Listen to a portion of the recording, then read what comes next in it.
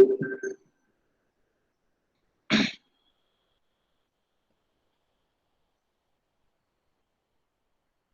I'll turn off my camera. I'll share my PPT screen.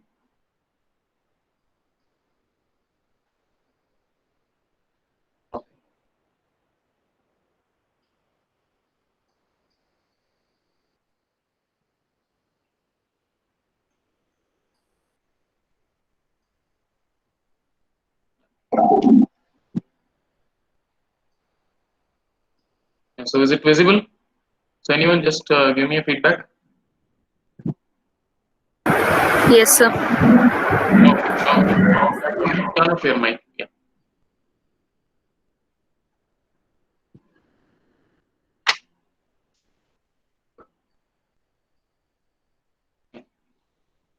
So once again, good morning, everyone. So welcome to third lecture of probability theory and random process. So here again we are in the unit 1. Today's title is conditioning and Bayes rule. Okay, so we are going to see what is conditioning and what is Bayes rule. So this is a very important rule that is used in a lot of practical problems, which we call inference problems. Okay, so we'll see what are the aspects of those rules. So we'll see the outline of today's session. So first we'll have a brief review of modeling uncertainty, so which we have been seeing in the past 2 lectures. Okay, and then we'll move on to what is known as conditional probability. So we'll define something called conditional probability, and then we see what are the applications of conditional probability by using 3 rules. Okay, so it is these are the multiplication rule, the total probability theorem, and the Bayes rule. Okay, yeah. So moving on to the review. So this is just a recall of what has been happening in the previous 2 classes. So we saw what is a sample space and what are the important characteristics of sample space. It should be mutually exclusive, and it should be collectively exhaustive, and it should have the right granularity. Okay, so these are the important characteristics of creating a sample space. So and then we developed what is known as event. We defined something called an event, which is a subset of the sample space. And then as the third step of modeling uncertainty. So basically what we are doing is we are mathematically modeling situations which are uncertain. Okay, so these are the steps to model uncertainty, so that we can get some useful results using that model. Sorry. Okay. So once we have identified some events, the next step is to allocate some probabilities to each of those events, satisfying certain conditions, which are known as the axioms of probability. So we can just recall all those axioms. P of A is greater than 0, and the probability of the sample space is equal to 1. And then if 2 events are mutually exclusive, then their probability of their union is nothing but sum of their individual probabilities. Okay, now once we have created this model, then we move on to calculate some probabilities for events of interest. Okay, so how do we do that? So it is the same. We specify the sample space. We define a probability law. Okay, probability law means how we assign some probabilities for the events that we have identified. Okay, so it may be based on our beliefs about the likelihood of those events, or we'll be following some rules.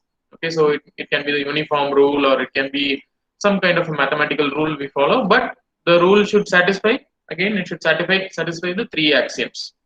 Okay, so once we have assigned, so you have to distinguish between the probabilities we assign when creating the model and then the probabilities we deduce from the model. Okay, so we are using the model and calculating some probabilities. Okay, so those are different from the initial assignment probabilities. Okay, so what we assign initially, those are based on our beliefs or our previous experience. Okay, so okay, once we have done that, we identify some events of interest and then calculate probabilities for those events. Okay, so these are the steps in solving the problems in probability. Okay, so this is just a brief review. Now we'll move on to today's topic, which is the conditional probability. Okay, so conditional probability is defined as the probability of an event A given that another event B occur. Okay, so you can refer to the Venn diagram that I have given here. Okay, so here we can see 2 events A and B. Okay, so some part of the 2 events are coinciding, right? So here we have some coincidence between A and B. So still they are events, and then the big rectangle that represents the universal set or the sample space. Okay. Okay. Now, what do we mean by conditional probability? Is that so? This is the initial scenario, right? So initially we have the sample space, and then inside the sample space we have two events A and B. Okay. Now we know the probability of occurrence of A, we know the probability of occurrence of B, and then yeah, so these are the things we know. But now suppose we have some partial information about this random experiment. So basically what this Venn diagram depicts is, it is a model of a random experiment. Okay, so where the rectangle represents all the outcomes, and the sets A and B are representing some events of interest. Okay, so now somebody gives a partial information about this experiment that B has occurred. Okay, so given that B has occurred, so what are our probabilities of the new events? Okay, so those that are contained in B. Okay, so that is what is known as the conditional probability. Okay, so how we are mentioning that is, we are saying that, so previously the rectangle represents our universal set, right? So once the event B has occurred, so anything outside of B is irrelevant. Okay, so here we have the new universal set. Okay, so previously this was the universal set. Okay, so now I'll just use my highlighter. So I can just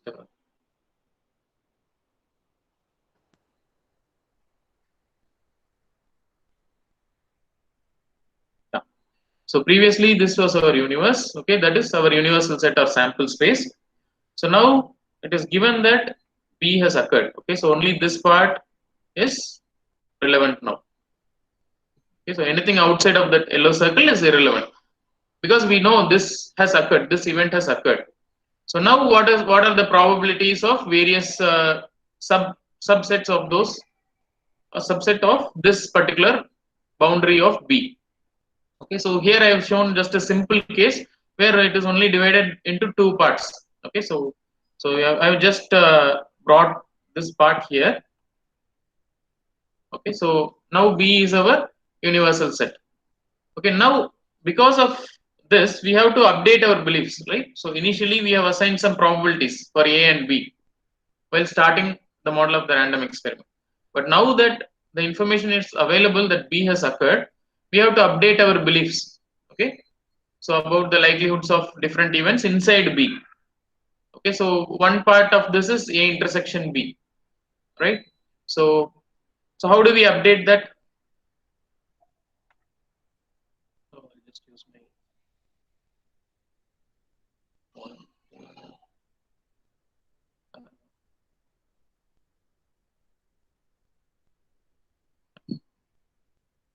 Okay. So we'll see through a numerical example. So how to update those initial probabilities that we assign once it is given that some event has occurred. Okay. So I am just assigning a probability of 3 by 6 for that event, which is only involving A, right? So and then I'm assigning for the common area, I'm assigning some probability 2/6. Okay, and then for this particular event where only B occurs, I assign 1/6. Okay, so is that clear? So to understand what is conditional probability and how we are updating the initial likelihoods, I'm going through a numerical example where I'm assigning a probability 3/6 to this area, and then 2/6 to the common area, and then 1/6 to the event B alone. Okay. Now obviously the outside area, that will have zero probability because everything is covered here. So all the three things add up to 1. So we have zero probability outside of that. So I just mentioned that. Okay. So now, okay. So when initially B has a probability of 1/6. Okay. So now that we have been given B has occurred. So what is the probability now of B? Can anyone answer? So initially we have a model of this experiment where A, B, they have some different probabilities. Okay. So now it is given that B has occurred. Okay. So then what is the probability of B given B has occurred? Any guesses?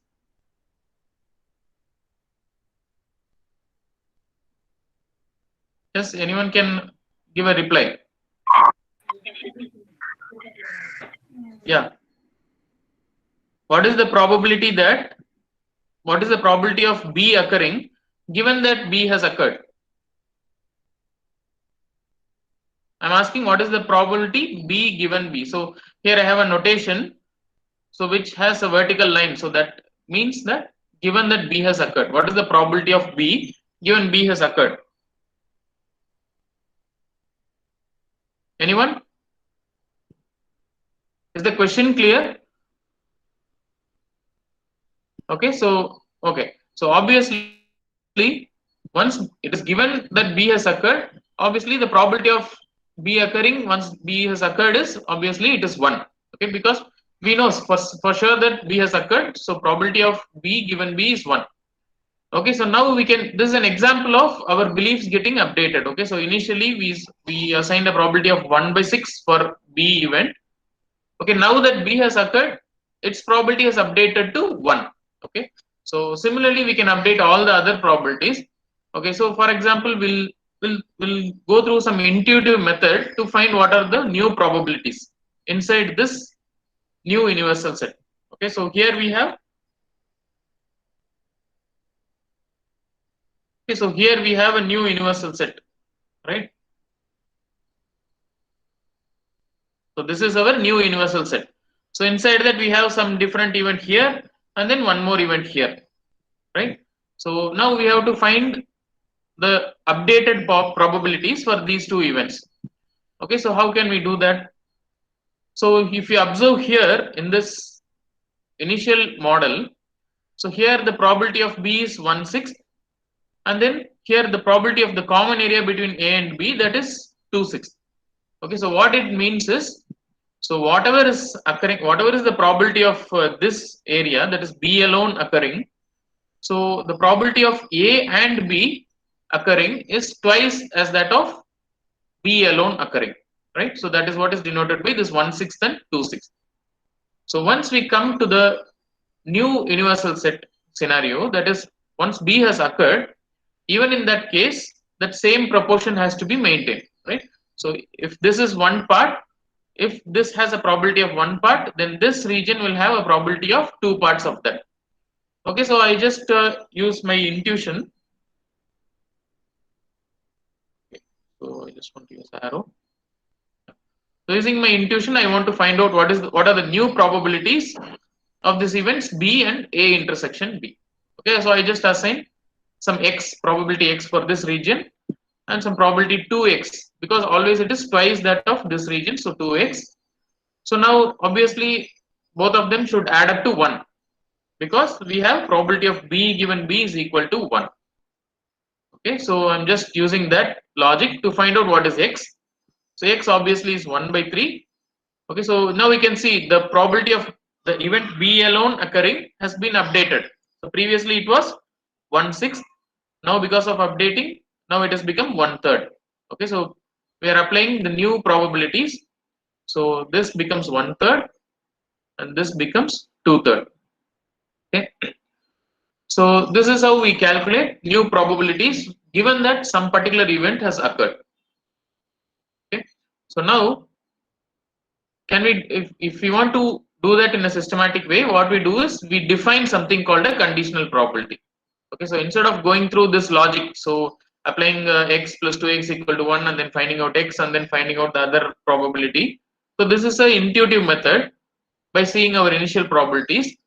So uh, uh, to avoid any delays or to avoid arriving at the result after a long time, we just define a convenient term which is called the conditional probability of A given that event B has occurred. Okay, so it is shown by this notation P of A given B is equal to P of A intersection B divided by P of B.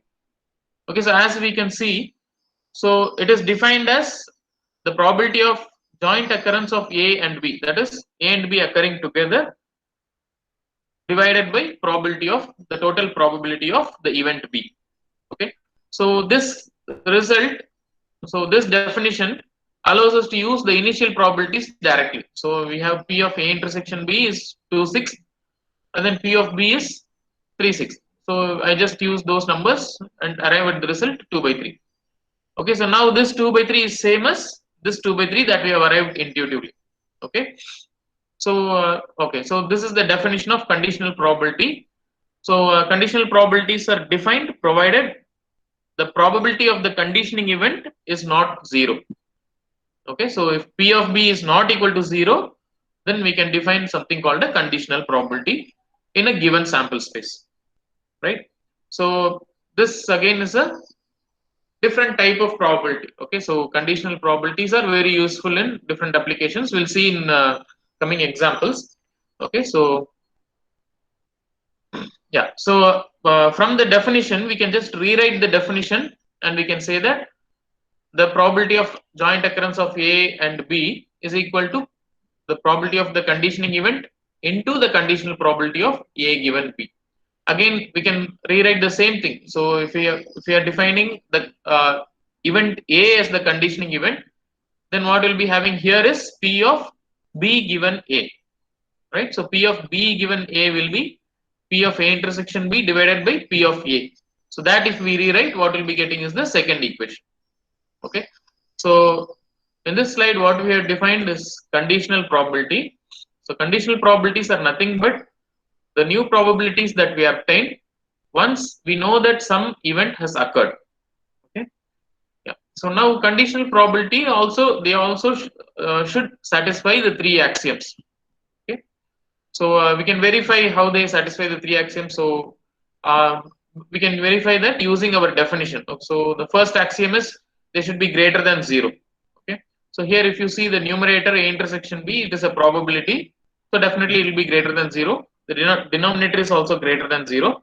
So obviously the ratio will be definitely greater than 0.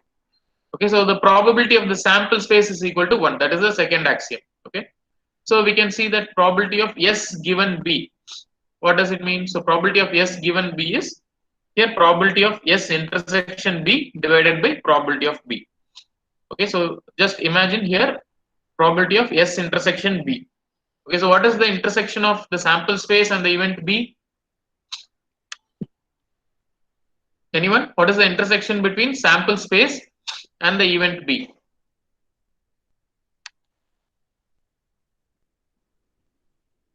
Okay, so if you intersect the sample space and the event B, what you get is again the event B, right? So here this becomes probability of B divided by probability of B, so which is obviously 1. Okay, so it has satisfied first and second axioms. So we can also show that it satisfies the third axiom, that is, if two events are mutually exclusive, then their conditional probabilities also add up when we want to calculate the union of the probability of the union of those two events. Okay, so that will prove in an assignment problem. Okay, so the summary of this is conditional probabilities are just like ordinary probabilities. They also satisfy all the three axioms. Okay, so previously we knew only ordinary probabilities which we have assigned to events. Okay, so now we define something called a conditional probability, which are our updated likelihoods. Okay, so once some event has been given that it occurred, now we have updated our probability model. So what are the new updated probabilities? Those are called the conditional probabilities. So is that clear in this slide? Any doubt? Anything not clear in this slide? Can anyone just give me a feedback? Is everything clear in this slide? Yes, sir. Okay.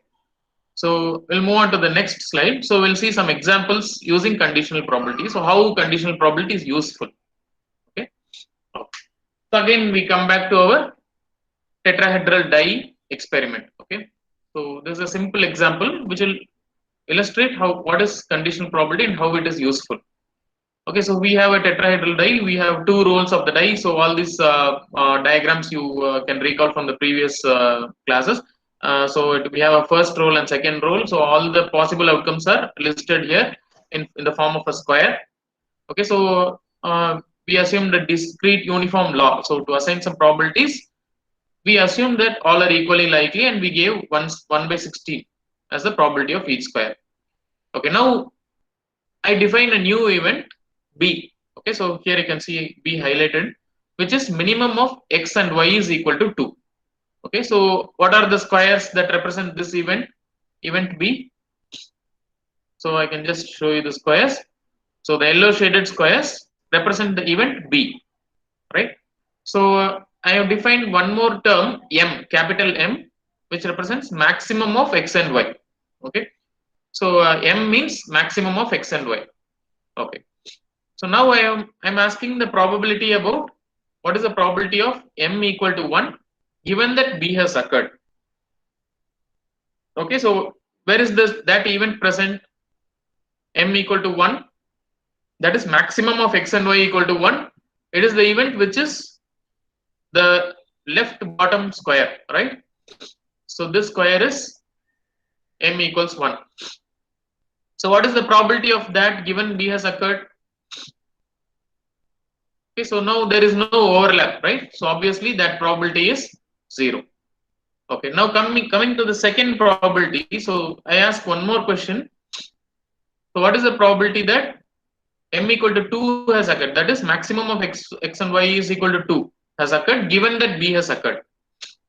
Okay, so why we have given 0 here is, so now this yellow region is our new universal set, or the yellow region is our new sample space. So this blue event, the dark blue event, has not fallen into our sample space. So that is an impossible event in our new sample space. Okay, now coming to the second probability, M equal to 2 given B. Okay, so now we find out what are those squares where M equal to 2 occurs. That is maximum of x and y is equal to 2 occurs. So obviously the three squares represent this event, right? So maximum of x and y equal to 2 is represented by the light blue squares. And we can now see one, it overlaps with our new sample space, right? That is, it overlaps with the yellow region in one square. Okay, so using that we can just calculate our new probability. So by using our conditional probability definition. So by using our definition which is on the previous slide, so it is the probability of M equal to 2 intersection B divided by probability of B, right? So what is M equal to 2 intersection B? So that is this green square, that is the probability of this green square, which is 1/16, and then probability of B is 5 by 16. That is, so just note that here we are using our previous probabilities, right? So the probability of B used here is our initial probability 5 by 16 and 1 by 16. So denominator is 5 by 16, which is our probability of the yellow zone in the initial case, and this is 1 by 16, which is the probability of our green square in the initial case. Now we have updated our probability by dividing this by this, which is 1/5. Okay.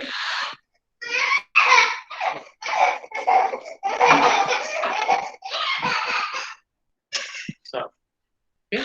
So and then yeah. So these are our initial beliefs. Using that, we have arrived at the new updated probabilities.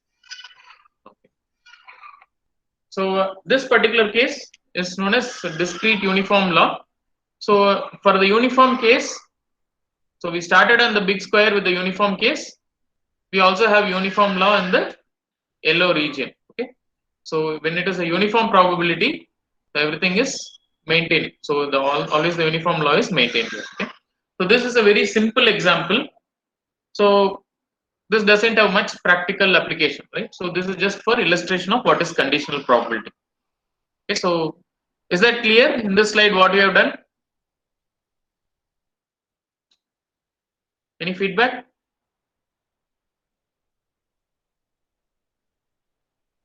Okay, so now we'll move on to a very practical example. Okay, so and a very interesting example. Okay, so here in this example, what we have done is we have modeled our random experiment, or we have some uncertainty in a particular process. That uncertainty we have modeled is using our conditional probabilities. Okay, So this is done in many practical situations. So our model itself will be explicitly given in terms of conditional probabilities. Okay. Okay. So here this particular example is concerning a radar experiment or a radar operation. Okay. So here you can see a tree diagram, right? So here we have a tree which has two branches. Okay, so initially it has two branches, and then again each branch divides into two branches. Okay, so the first branch, that is the upper branch, represents the case where there is an airplane flying. Okay, so you know about radar. So why we use radars and things. Just okay. So we use a radar to detect some flying objects. So some kind of airplanes or any flying objects. So in the first scenario, you can see there is an airplane flying. Okay, so that is represented by the upper branch of the tree, and then the lower branch represents no airplane flying. Okay, so here once airplane flying has okay, that is the initial event. So on the right side, what we have is our radar screens. Okay, so on the upper part, the radar screen shows a blip. Okay, so you can see a small green dot, which is the event where something gets registered on the screen. Okay, so some flying object gets registered on the screen. So the small picture you see here, there is no blip. That is, there is no object getting registered in the screen. Again, the same thing is repeated below.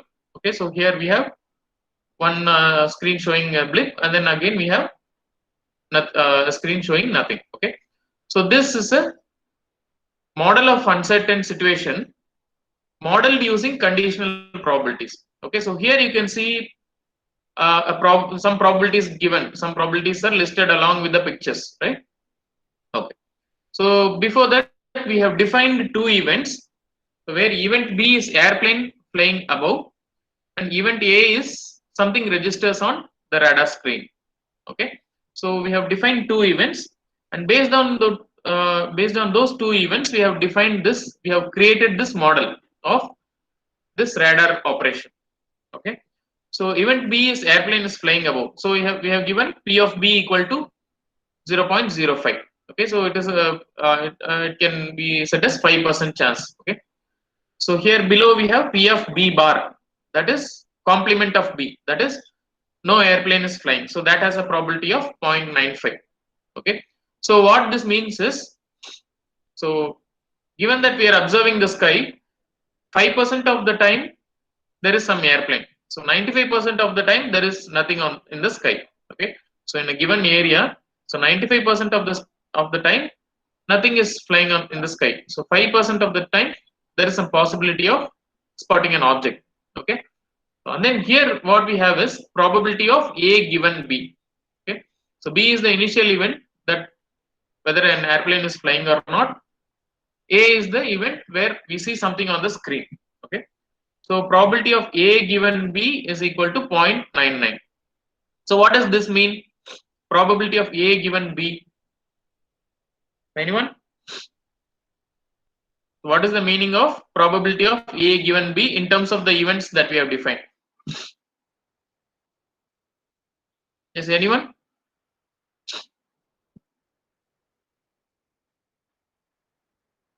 Is the model clear? Anyone can just give me a reply. Is the model clear? What we have defined as the model here?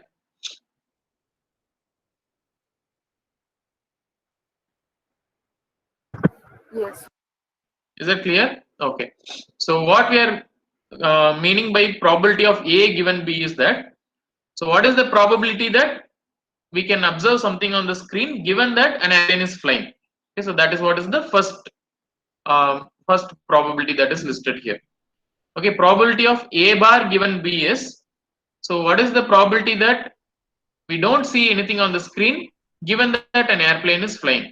Okay, so both this can happen. So any machine can malfunction, so even a radar screen can malfunction sometimes.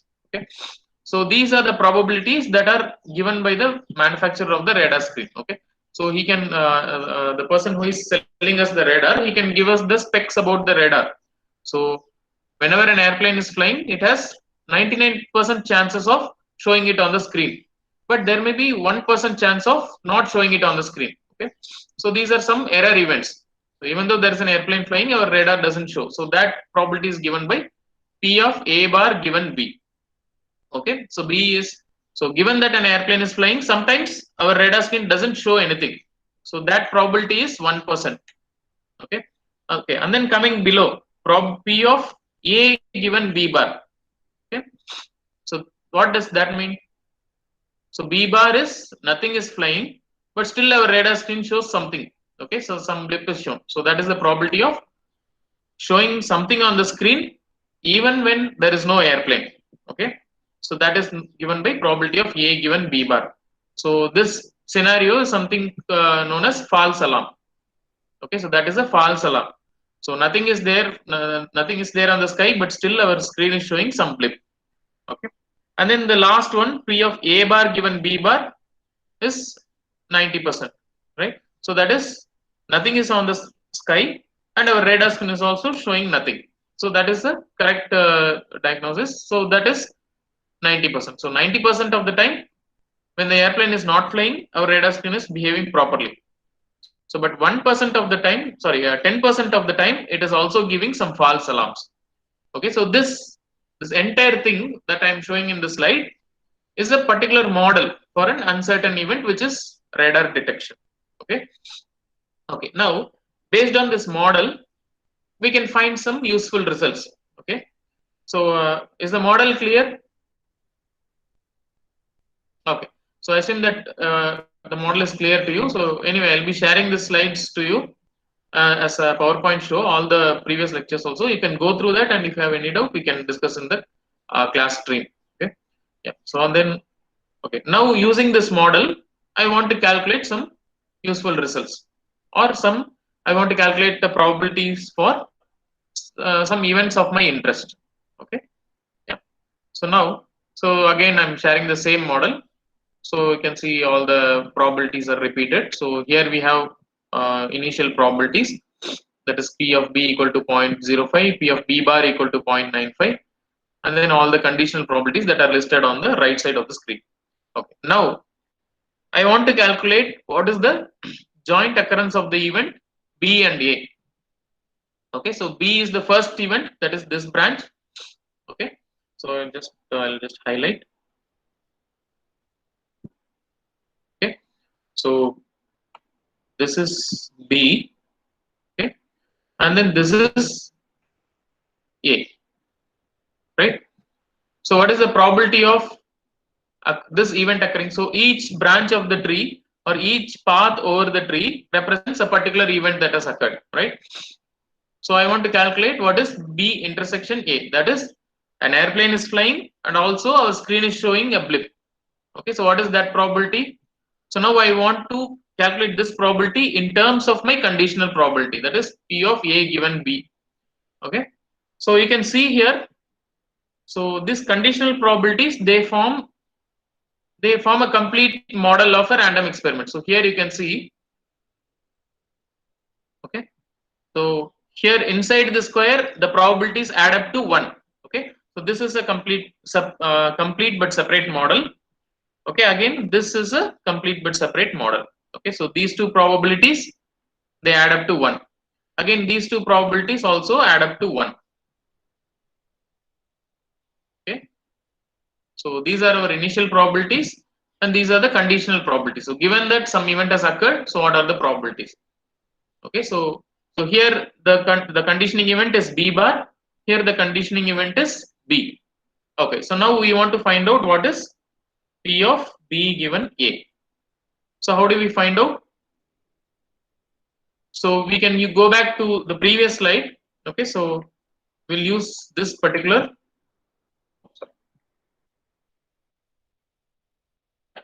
So we saw that using the definition of conditional probability, we can find what is probability of B intersection A as probability of B into probability of A given B, right? So we'll use that particular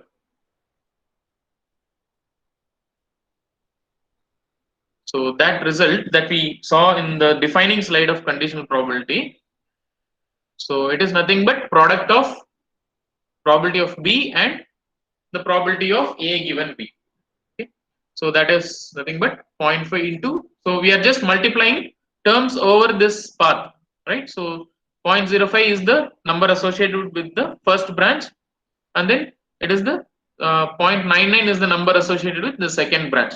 Okay, so we are just walking along this path in the tree, and then we are multiplying the corresponding numbers. So 0.05 into 0.99, which is 0.0495. Okay, so that is the probability of observing some blip on the screen, given that, okay, you in the situation that an airplane is flying.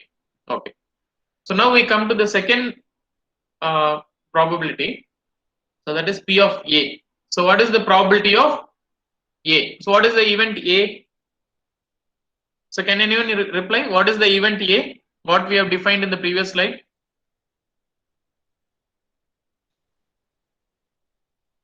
So just recall the previous slide. What is event A? So I can just go back. Oh, it's going to the entire. Okay. So what is the event A? Just you can see the slide and tell. Anyone?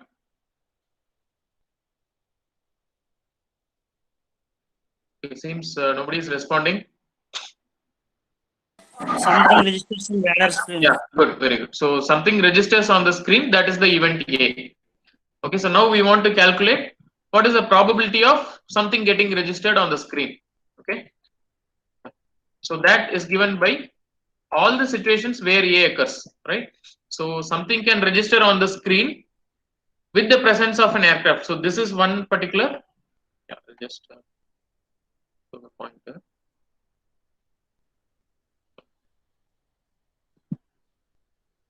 So the event A occurs in two different situations, right?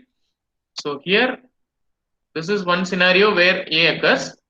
Again, here also A is occurring, right? So we have two different situations where A is occurring, right? So actually a plane is flying and then our screen shows a blip. So that is one situation. So actually there is no plane flying, still our screen shows a blip. That is another situation. So to find the probability of A, this or this, right? So this event or this event should happen. So we are just finding the probability of that particular event, which is the same as the previous one. Okay, so just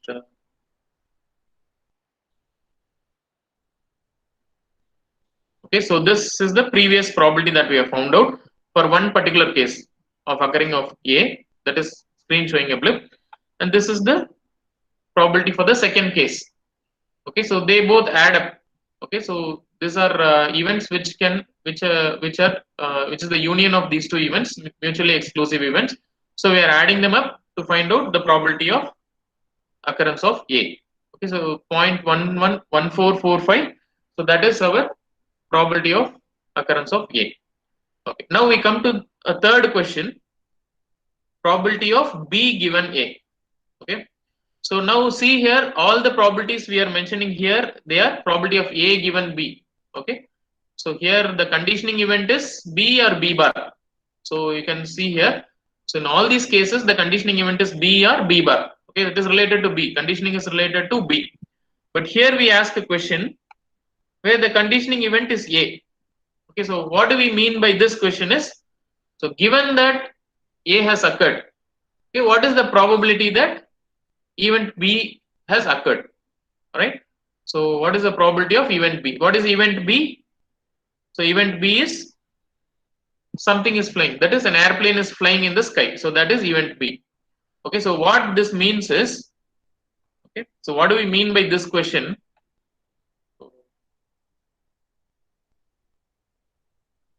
Okay, so what do we mean by this particular question is, so given that we are observing something on the screen, so how likely is that actually an airplane is flying?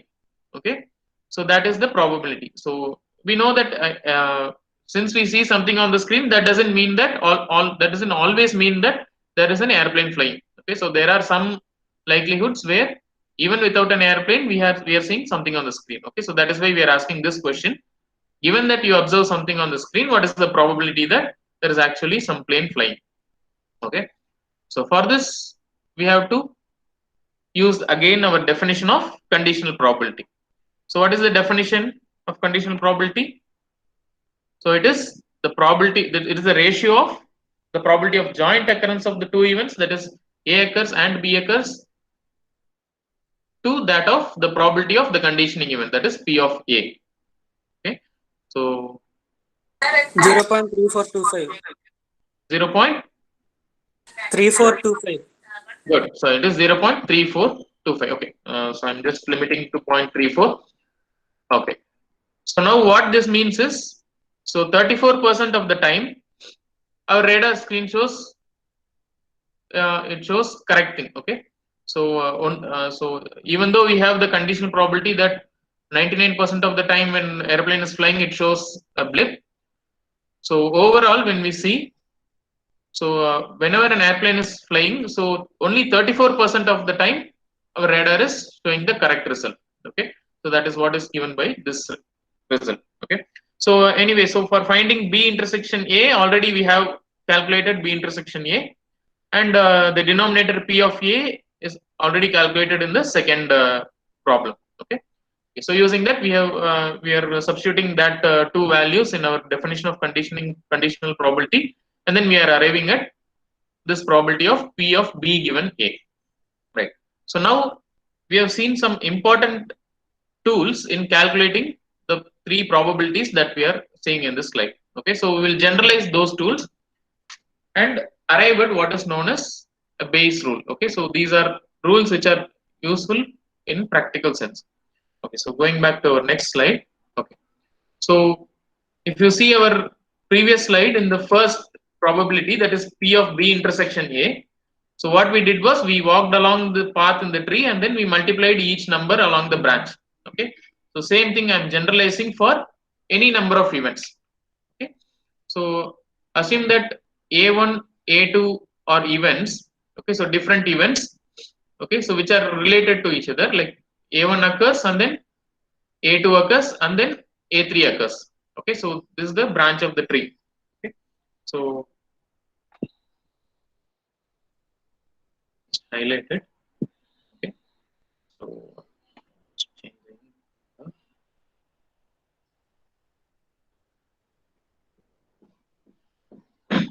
okay, so this assume that we have a model, a complicated model where the model itself is defined using only conditional probabilities. Okay, so these are conditional probabilities. Okay, so which define our uncertain situation. Okay, so and events are occurring in a sequential way. Okay, so first event A1 has occurred. Okay, and then event A2 has occurred, and then event A3 has occurred. Okay, so I'm saying in a past tense, but this is a model which says that if this is the way events occur, that is A1 and A2 and A3. Okay, so these are the probability, these are the conditional probabilities that define those events. Okay, so similarly other events can happen. So event A1 happens first and then A2 bar has happened. Okay, and then A3 has happened. So similarly A1 has happened, A2 bar has happened, and then A3 bar has happened. Okay, so if this is how the events happen, then these are the defining conditional probabilities. Okay, so this is our model which is created using all conditional probabilities. Okay, so similarly we can have the sequence of events happening in any branch of the tree. Okay, so at the end of the tree, that is this regions. Okay, so they represent different kinds of events. So the end of the leaves. Okay, so these are different events. Okay, different final events that have occurred. Okay, so in this case, if we want to calculate the probability of say any one particular final event, this or this or this. Okay, so wherever I put the tick mark, so those represent the final events. Okay, so if you want to calculate the probability of the final event, so what you have to do is you have to walk along the path and then multiply the probabilities along the path. So here we have shown one example for this particular event. Okay, so A1 intersection A2 intersection A3. Okay, so what it means is, so A1 has occurred and A2 has occurred as well as A3 has occurred. So what is the probability of this particular event? That is intersection of A1, A2 and A3.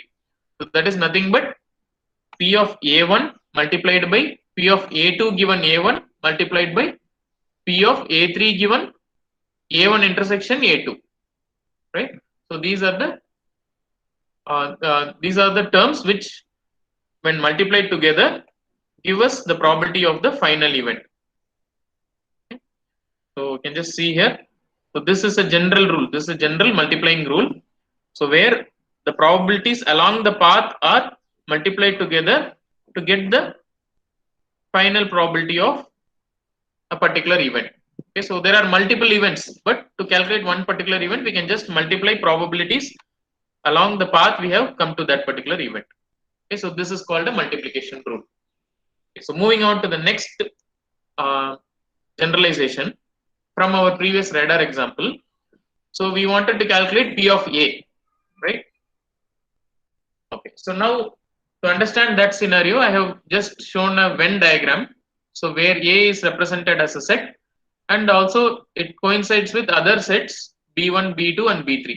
Okay, so B1 can be assumed to be the event that a plane is flying. B2 can be assumed to be an event where the plane is not flying, and B3 can be that some other thing is flying, say some other bird or something else is flying in the sky. Okay, so these are three different events, and then event A is that our radar screen is showing some signal.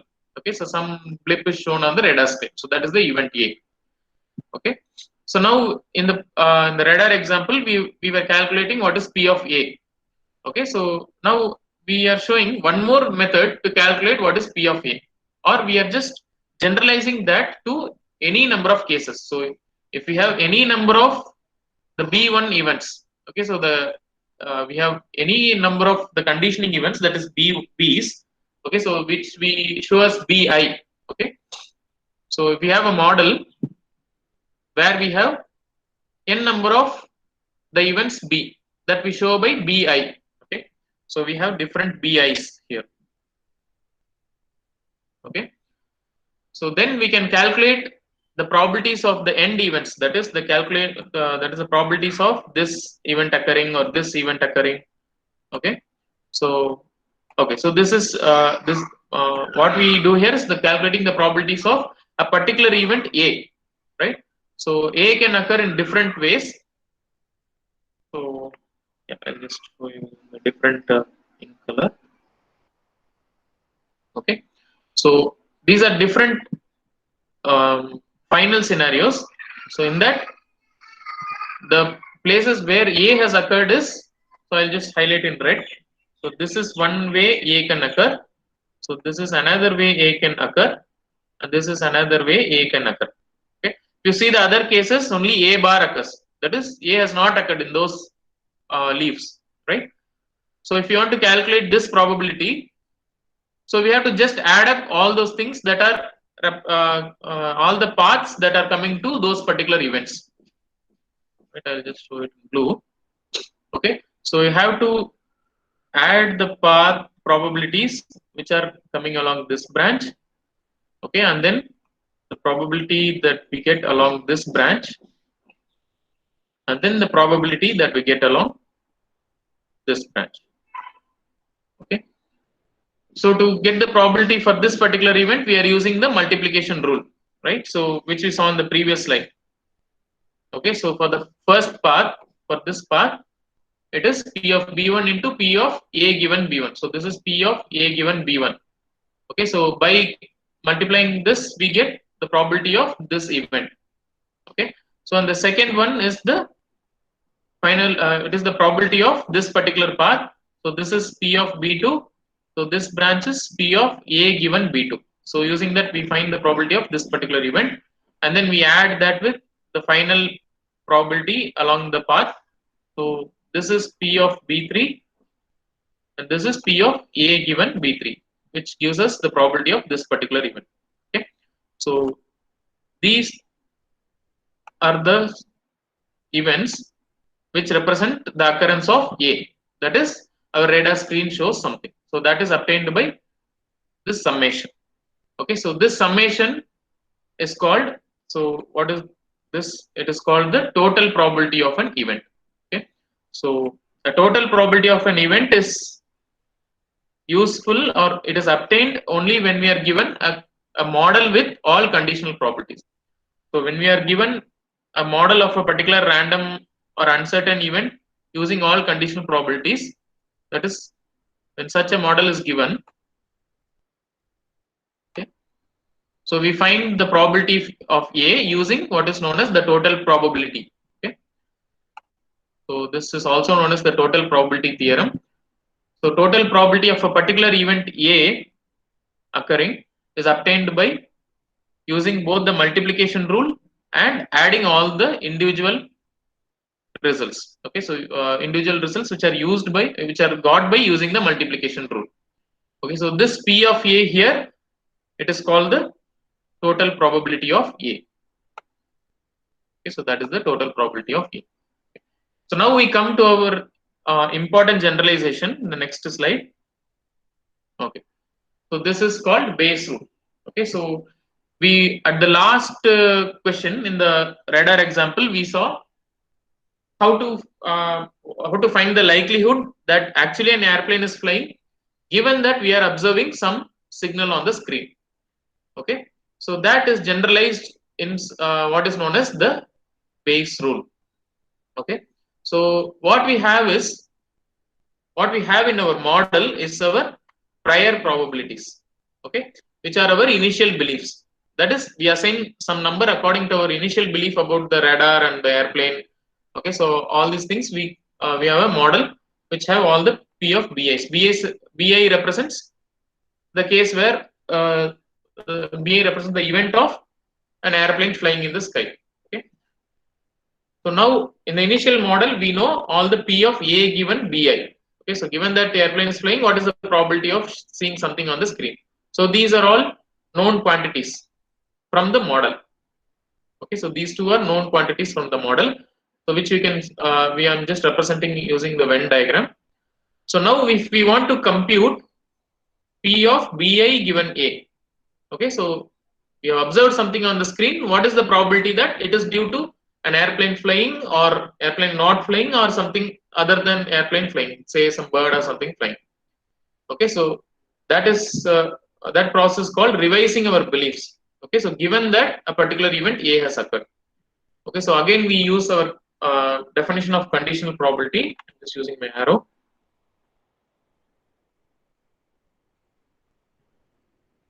Okay, so P of BA given A is again P of BI intersection A divided by P of A.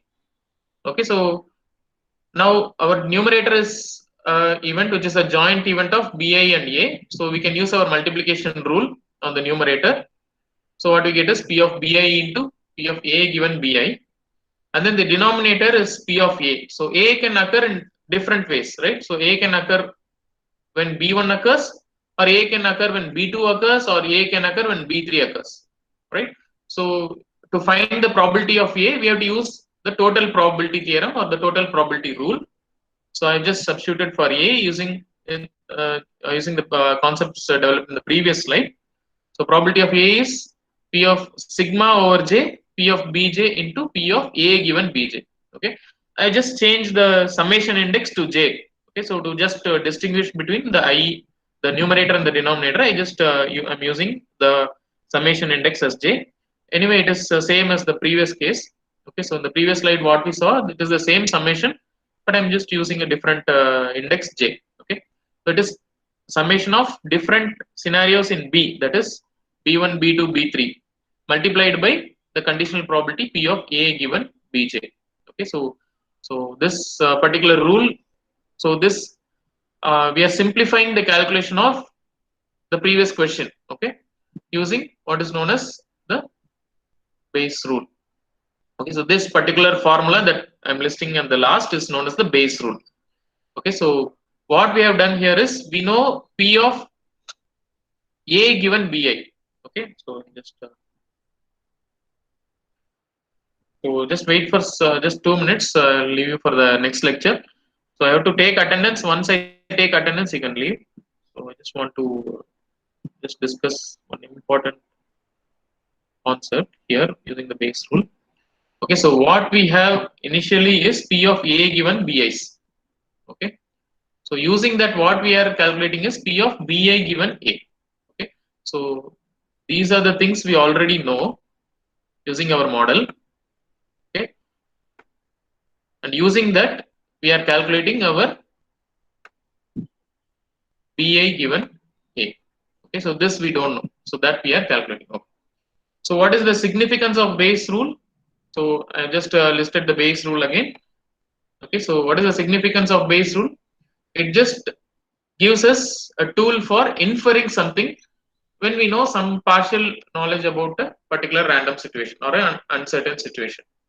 Okay, so the main application of Bayes rule is inference. So inference is we observe something, and we using that observation we find what is the cause of that observation. Okay, so what we do is just a minute.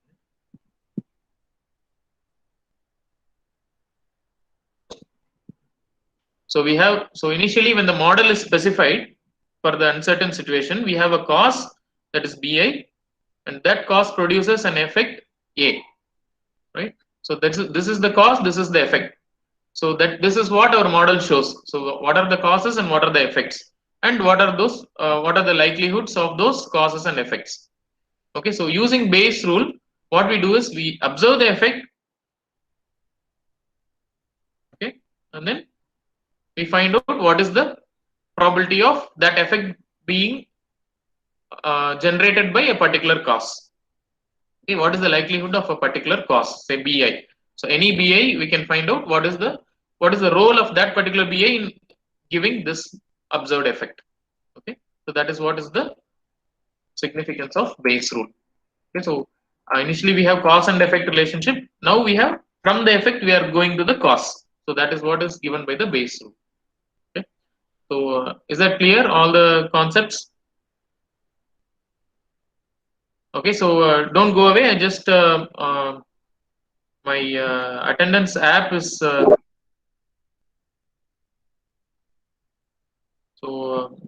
many of you are leaving immediately. So my attendance my app is not registering all the people in attendance. So some are getting missed out.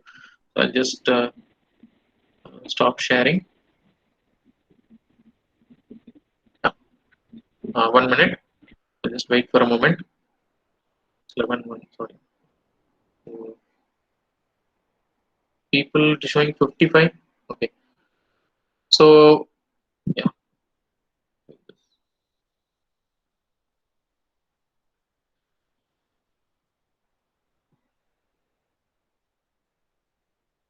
Okay, so once what I will do, I'll just log out and again come back, because only when I log out, my app is registering all the participants. Okay, so you be in the line, I'll log out and come back, right?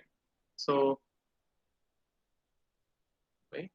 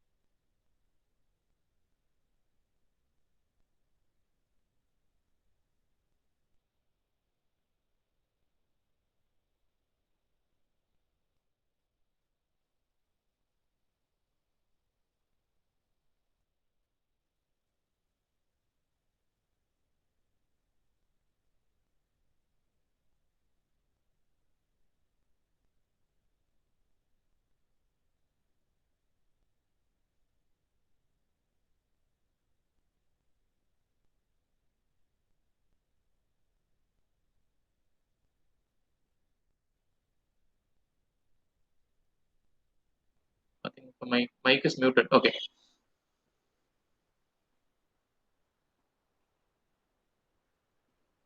Okay, so I think we can end this session. Just a minute.